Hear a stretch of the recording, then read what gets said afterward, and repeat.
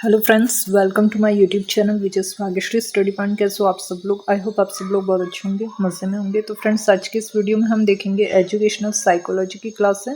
ठीक है, सभी टीचिंग एग्जाम्स के लिए है। REET, C TET, PET, second grade, TET, H TET and सभी टीचिंग एग्जाम्स के लिए ये क्लास फ्रेंड बहुत ज़्यादा इंपॉर्टेंट होने वाली है। इससे पहले भी हमने 4 क्लास जो है वो अपलोड कर दी है, तो आप जाके प्लेलिस्ट देख सकते हैं। एजुकेशनल साइकोलॉजी के नाम से है। ठीक है, तो आज हम इम्पोर्टेंट क्वेश्चंस करेंगे एजुकेशनल साइकोलॉजी के। तो फ्रेंड्स, जिस किसी ने भी अभी तक चैनल को सब्सक्राइब नहीं किया है तो पहले चैनल को सब्सक्राइब करके बेल आइकन को ऑल पर प्रेस जरूर करें, जिससे आपको आगे आने वाली वीडियो का नोटिफिकेशन सबसे पहले मिल सकेगा। तो चलिए फ्रेंड्स, हम क्लास को स्टार्ट करते हैं।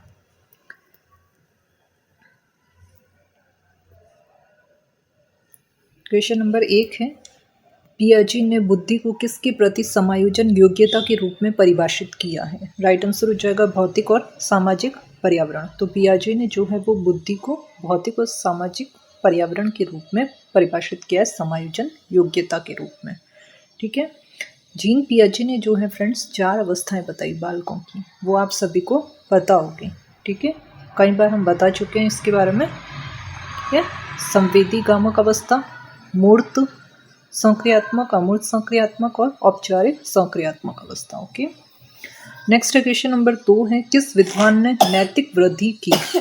नेक्स्ट क्वेश्चन नंबर 2 है, किस विद्वान ने नैतिक वृद्धि की अवस्थाओं की अवधारणा कॉन्सेप्ट प्रस्तुत किया है? राइट आंसर हो जाएगा कोहलबर्ग ने। कोहलबर्ग ने जो है वो नैतिक वृद्धि की अवस्थाओं की अवधारणा प्रस्तुत की है। नैतिक वृद्धि का सिद्धांत कोहलबर्ग ने दिया। नेक्स्ट क्वेश्चन नंबर 3 है, जीन पियाजे के अनुसार कोई बच्चा किस अवस्था में अपने परिवेश की वस्तु कलाओं को पहचानने और उनमें विभेद यानी अंतर करने लगता है?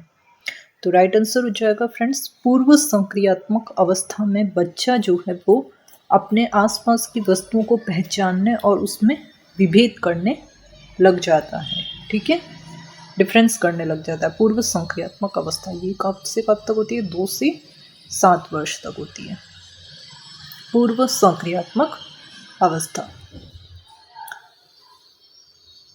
नेक्स्ट क्वेश्चन नंबर 4 है, व्योग्यत्स्की के अनुसार बच्चे अपने साथी समूह के सक्रिय सदस्य कब बंद होते हैं? तो बच्चे अपने साथी समूह के सक्रिय सदस्य बनते हैं किशोरावस्था में। ठीक है, किसके अनुसार? व्योग्यत्स्की के अनुसार। नेक्स्ट क्वेश्चन नंबर 5 है, फ्राइड के अनुसार किसी बच्चे में समाजीकरण की प्रक्रिया हेतु सर्वोत्तम आयु क्या होती है? तो समाजीकरण कब आता है? 5 वर्ष के बच्चों में जो है वो समाजीकरण की प्रक्रिया स्टार्ट हो जाती है। ठीक है, 5 वर्ष का बच्चा जो है वो समाज की मतलब अपने घर के वातावरण से बाहर निकलकर खेलने कूदने जैसे क्या करता है, वो समाज में इन्वॉल्व हो जाता है। ठीक है, नेक्स्ट क्वेश्चन नंबर 6 है, बालकों की नैतिक विकास को समझने के लिए जीन पियाजे ने कौन सी विधि को अपनाया था?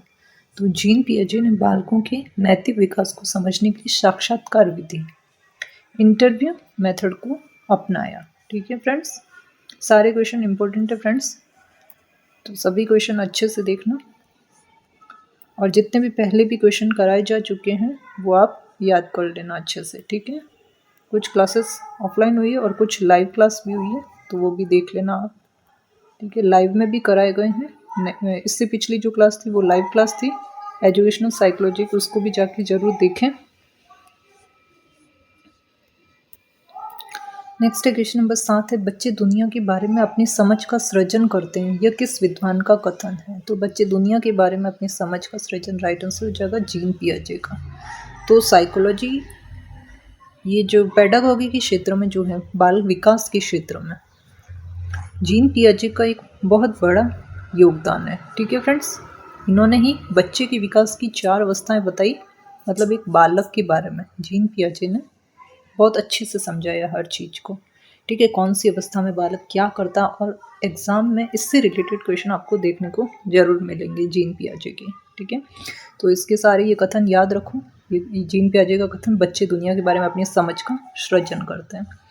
नेक्स्ट क्वेश्चन नंबर 8 है, यह कथन किसका है कि ज्ञानात्मक विकास नकल पर आधारित न होकर खोज पर आधारित होता है? ये भी किसने कहा था? जीन पियाजे ने। ठीक है, कथन ये सब याद रखना फ्रेंड्स। एक हम ऐसी क्लास लेंगे जिसमें जितने भी सिद्धांत वो किसने कहे, और ये भी एक मैंने ऐसी पहली क्लास डाली हुई है। ठीक है, वो भी आप जाके जरूर देखें। सारी क्लासेस इंपॉर्टेंट है एजुकेशनल साइकोलॉजी की। ठीक है, अगर आप किसी भी टीचिंग एग्जाम की तैयारी कर रहे हैं तो ये सारे क्वेश्चन आपके लिए काफ़ी ज़्यादा इंपॉर्टेंट होंगे फ्रेंड्स, ठीक है। तो एग्ज़ाम से पहले ज़रूर देख लो, और इन क्वेश्चंस की PDF के लिए आप टेलीग्राम चैनल को ज्वाइन कर लो, जिसका लिंक मैं आपको वीडियो के डिस्क्रिप्शन बॉक्स में दे दूँगी। वहाँ पे जाना, टेलीग्राम चैनल को ज्वाइन कर लेना, एग्ज़ाम से पहले जल्दी ज्वाइन कर लो। आगे 2025 की जितनी भी भर्तियाँ आएगी उन सब के लिए काफ़ी ज़्यादा इंपॉर्टेंट होंगी क्वेश्चंस। नेक्स्ट क्वेश्चन नंबर 9 है, सामाजिक अधिगम का सिद्धांत किसने विकसित किया? सामाजिक अधिगम बांडुरा ने दिया था, ठीक है। नेक्स्ट क्वेश्चन नंबर 10 है, वाइगोत्स्की के अनुसार किसी बालक के विकास में सबसे महत्वपूर्ण योगदान किसका होता है? तो समाज का होता है। नेक्स्ट क्वेश्चन नंबर 11, सीखने का सिद्धांत किसने दिया? तो सीखने का सिद्धांत किसने दिया था? थार्नडाइक ने, ठीक है। थार्नडाइक ने सीखने का सिद्धांत दिया था। तो थार्नडाइक की मुख्य जो है वो 3 सिद्धांत है, और गौण जो है वो 5 सिद्धांत थार्नडाइक ने दिए थे, ठीक है फ्रेंड्स।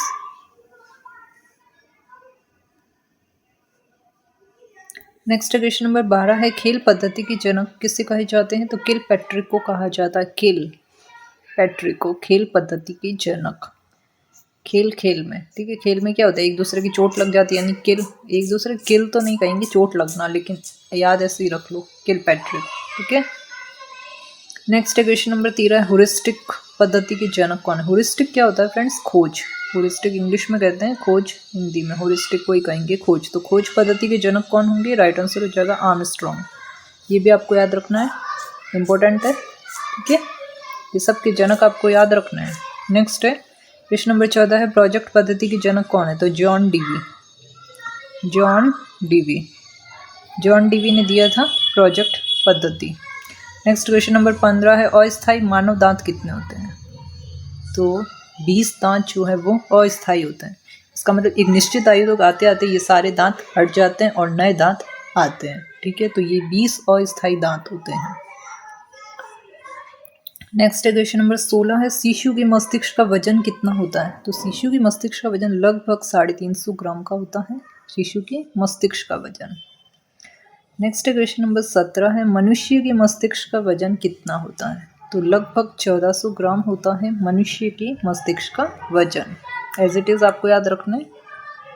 नेक्स्ट क्वेश्चन नंबर 18 है, जीन पियाजे ने जिनेवा में किसकी स्थापना की थी? तो जिनेवा का है स्विट्जरलैंड में, ठीक है। तो जीन पियाजे ने वहाँ पे लेबोरेटरी स्कूल की स्थापना की, जिसमें उन्होंने मनोविज्ञान की कई प्रयोग किए। किसने? जीन पियाजे ने।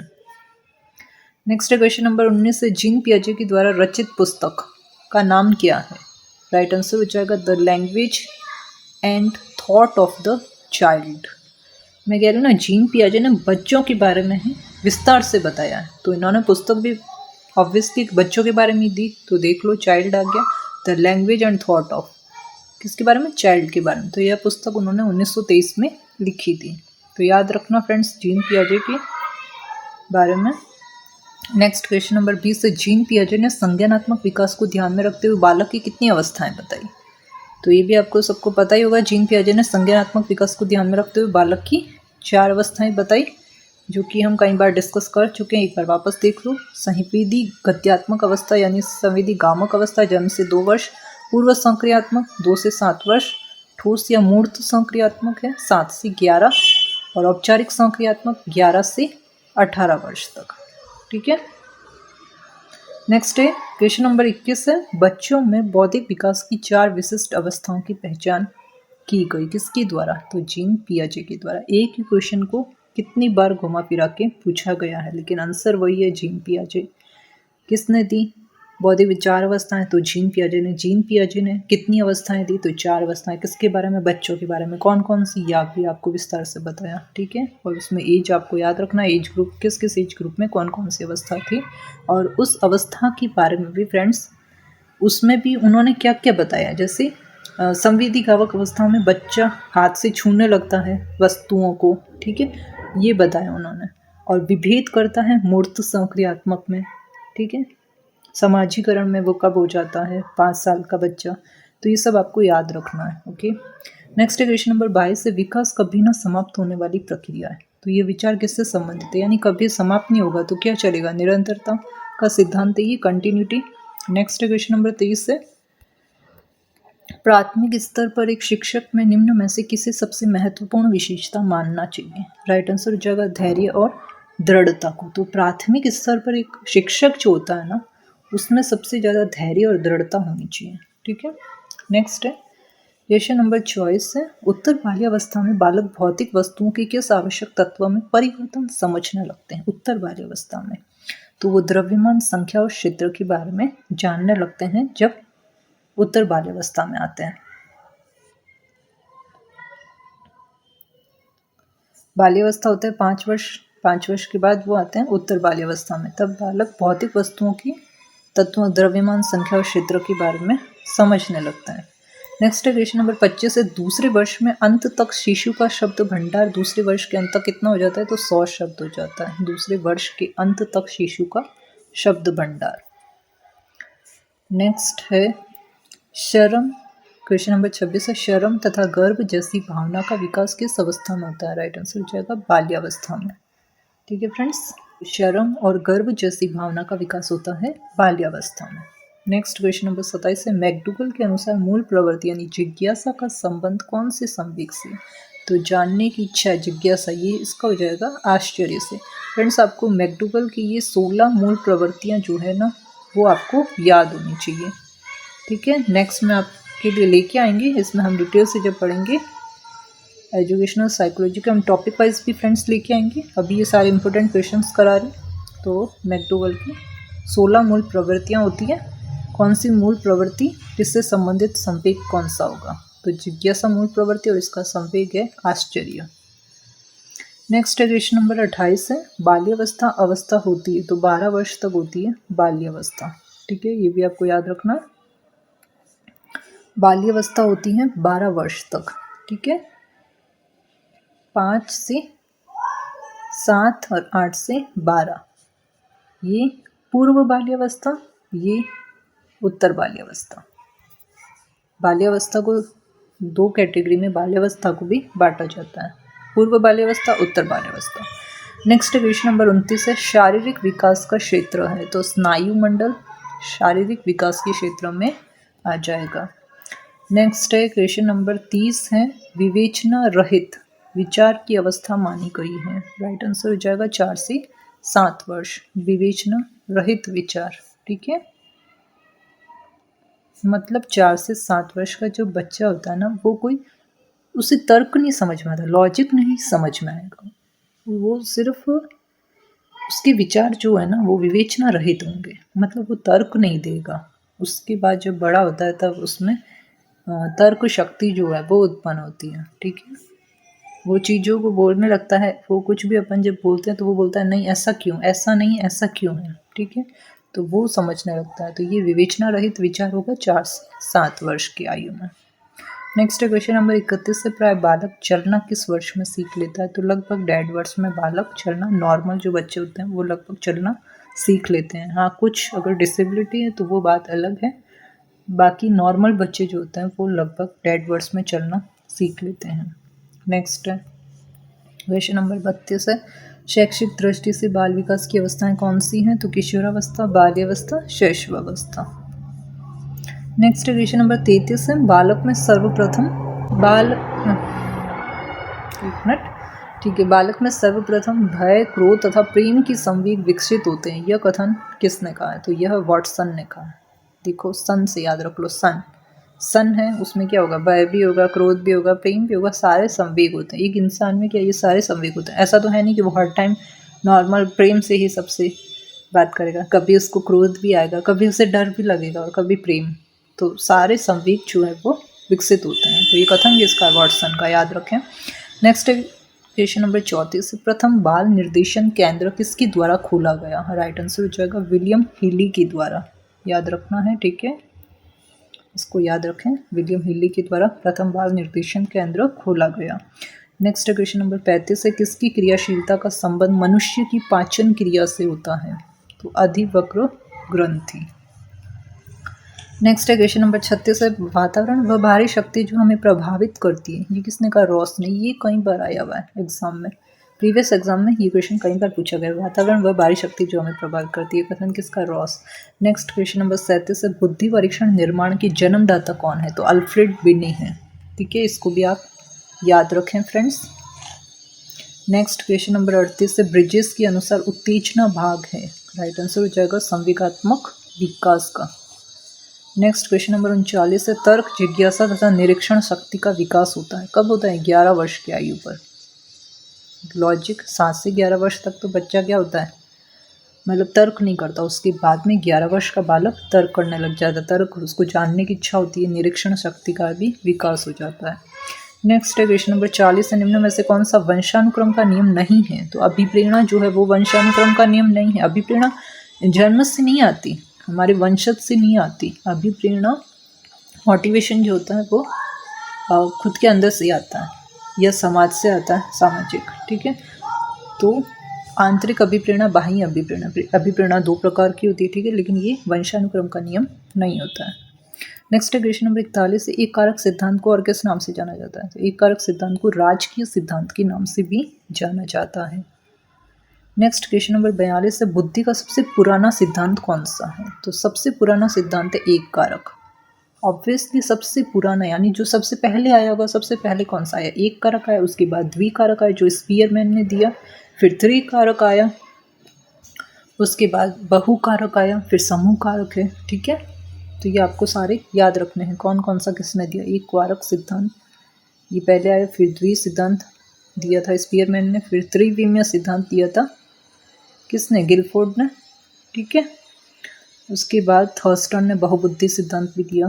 तो ये आपको सारे याद होने चाहिए। नेक्स्ट आ गया क्वेश्चन नंबर 43, बुद्धि का द्विकारक सिद्धांत स्पीयरमैन ने दिया। नेक्स्ट है, स्पीयरमैन कहाँ के निवासी थे? तो फ्रांस के, याद रखें। ये छोटे छोटे क्वेश्चन हैं फ्रेंड्स, लेकिन आपको ये याद रखनी है ये सारी जानकारी।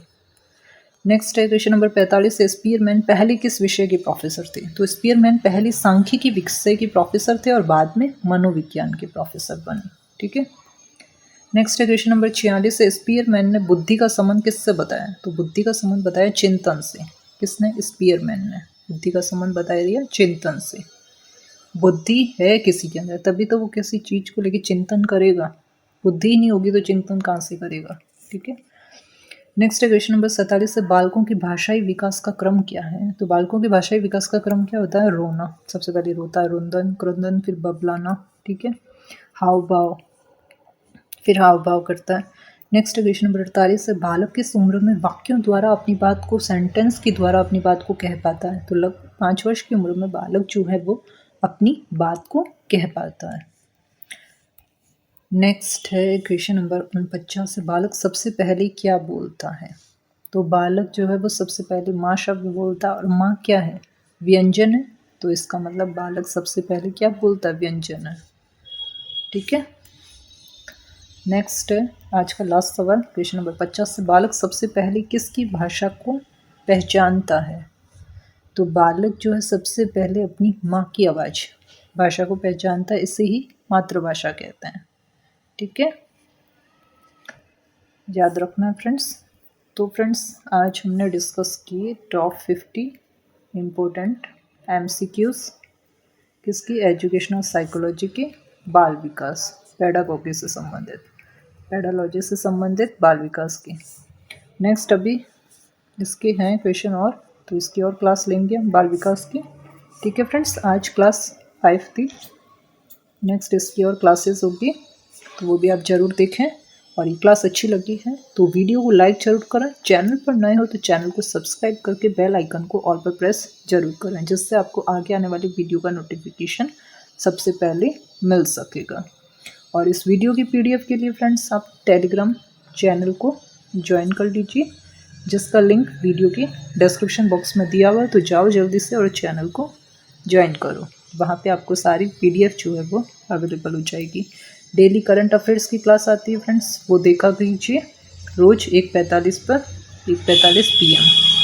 ठीक है, और आज वीकली करंट अफेयर्स की क्लास डाली है, फास्ट रिवीजन करा दिया है, तो ये भी जाके देख लीजिए, बहुत ज़्यादा इम्पोर्टेंट होने वाले आपके आगे आने वाले किसी भी एग्ज़ाम्स के लिए। और एजुकेशनल साइकोलॉजी चल रही है फ्रेंड्स सारे टीचिंग एग्ज़ाम्स के लिए, रीट 2025 2025 में और भी second grade, NEET, TET, C TET, H TET सारे टीचिंग एग्ज़ाम्स के लिए काफ़ी ज़्यादा इम्पोर्टेंट है क्लास, तो इस क्लास को भी ज़रूर देखें और जाके इसकी प्ले लिस्ट में चेक करें। एजुकेशनल साइकोलॉजी के नाम से हैं, जितनी भी प्रीवियस क्लासेस हैं एजुकेशनल साइकोलॉजी की वो देख लें, सारे इंपॉर्टेंट क्वेश्चन कराए गए हैं। ठीक है फ्रेंड्स,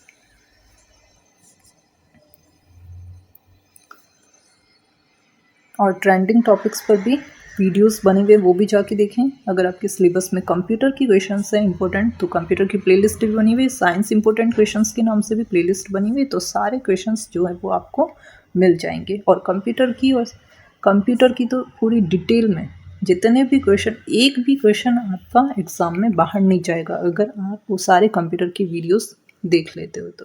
ठीक है फ्रेंड्स, तो आई होप फ्रेंड्स क्लास अच्छी लगी है आपको तो क्लास को ज़्यादा से ज़्यादा शेयर ज़रूर करना और कमेंट बॉक्स में अपना फीडबैक ज़रूर दें। ठीक है, कि क्वेश्चंस आपको आज के कैसे लगे। तो थैंक यू फ्रेंड्स, मिलती हूँ मैं आपको नेक्स्ट वीडियो में, तब तक के लिए wish you all the best.